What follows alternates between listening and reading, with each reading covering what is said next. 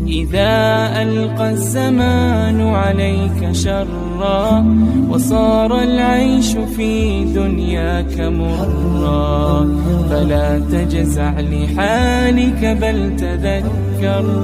بھائی جعفر بنگلور سے پوچھتے ہیں صرف محمد نام رکھ سکتے ہیں یا نہیں رکھ سکتے؟ صرف محمد، آگے پیچھے کچھ نہیں، صرف محمد نام رکھ سکتے ہیں یا نہیں رکھ سکتے؟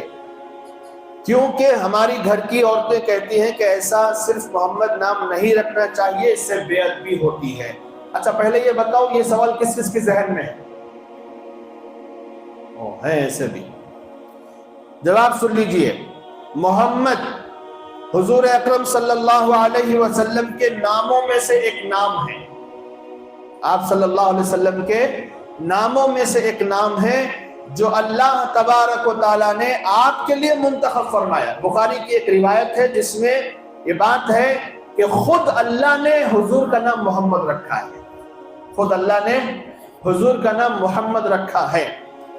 تو نیز آپ صلی اللہ علیہ وسلم نے اپنے نام پر نام رکھنے کی ترغیب بھی دی ہے، اپنے نام پر نام رکھنے کی ترغیب بھی دی ہے۔ اسی وجہ سے سلف صالحین میں سے محدثین اور فقہاء میں سے بہت سو کا صرف محمد نام منقول ہے۔ بہت سارے محدثین فقہاء بڑے بڑے علماء ایسے ملیں گے، امام ابو حنیفہ رحمۃ اللہ علیہ کے ایک شاگرد کا نام بھی محمد ہے، ابو یوسف، امام محمد، یہ دو بہت گریٹسٹ شاگرد بنے ہوئے، تو ان میں ایک محمد ہے۔ تو اسی طرح محدثین میں بھی ہیں، فقہاء میں بھی ہیں، اور گزشتہ زمانوں کے علماء میں بھی صرف نام رکھنے والے محمد ایسے محدث بھی گزرے ہیں۔ تو لہٰذا اپنے بچے کے نام محمد رکھنا افضل اور مستحسن ہے اور باعث برکت بھی ہے، باعث برکت بھی ہے۔